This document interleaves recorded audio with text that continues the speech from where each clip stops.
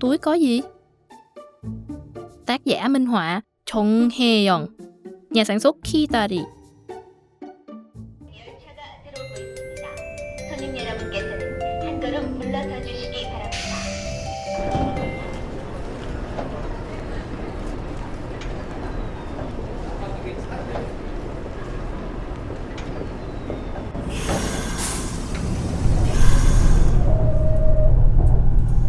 Còn chán quá.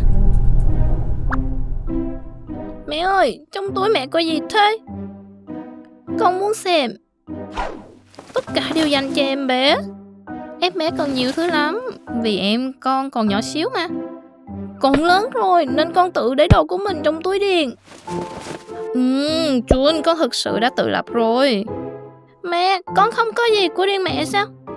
Có chứ, ví của mẹ đây này. Trong túi anh có gì đó?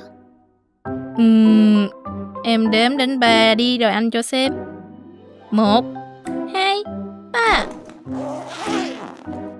Ôi, toàn sách ạ? Anh tự vẽ cái này ạ? Đúng rồi, anh vẽ khi rảnh. Sau này anh muốn làm họa sĩ. Em cũng thích vẽ lắm. Anh còn vẽ cả lên sách của anh sao? Em đừng bắt chước anh chuyện đó nha. Nhìn kia, con thấy gì kìa? Xin lỗi, trong túi cô có gì vậy? Bí mật đấy. Cho cháu xem với. Được, nhưng chỉ hé thôi nha. Ôi, khẩu súng. Không đâu, là máy khoan đấy. Nó kêu brum brum. Cô sẽ làm đèn và trang trí nhà mới. Nghe vui ghê. Cháu cũng muốn thử. Khi nào cháu lớn khỏe như cô thì được. Đây là đồ ăn vặt phải không ạ? Là thức ăn cho mèo hoang. Ồ, to ghê. Trong túi chú có gì ạ? Cháu đón thử xem. Mềm mại, dai dai. Là gì nhỉ? Sao nhiều quần áo quá vậy? Chú đem bán mấy bộ quần áo này ở cửa tiệm. Chú phải làm việc chăm chỉ dành dụm để mua nhà. Cháu từng bán đồ chơi ở chợ trời và mua nhà cho cún con đó. Cháu đã mua nhà cho cún rồi à? Giỏi quá. Những bộ này mẹ mặc chắc đẹp lắm. Con trai đúng là tâm lý quá. Bà cho cháu xem của bà nhé. Vâng ạ. Bà ơi, trong túi bà có gì? Để bà xem. Ta-da! Kèn harmonica. Bà thổi được harmonica hả? Tất nhiên, bà còn biểu diễn với bạn bè nữa. Cháu muốn nghe. Bà sẽ chơi trên sân khấu lấp lánh ở một ngày nào đó. Kẹo ngon quá. Kẹo này tốt khi cháu bị ho đấy.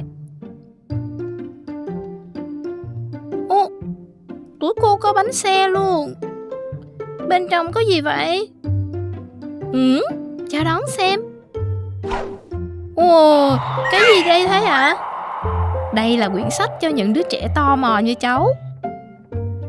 Cô mang theo để kể chuyện cho thật sinh động. Chúng cháu sẽ thích lắm.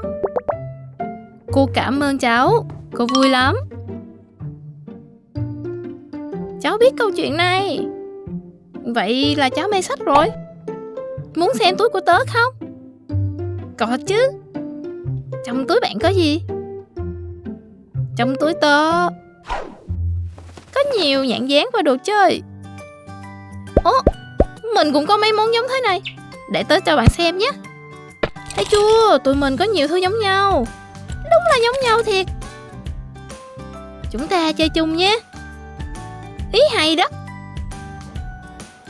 Vị dâu tây phải không? Đây, tớ tặng bạn cái này. Tớ cũng tặng bạn một cái. Chưa đến trạm của mình rồi, xuống thôi.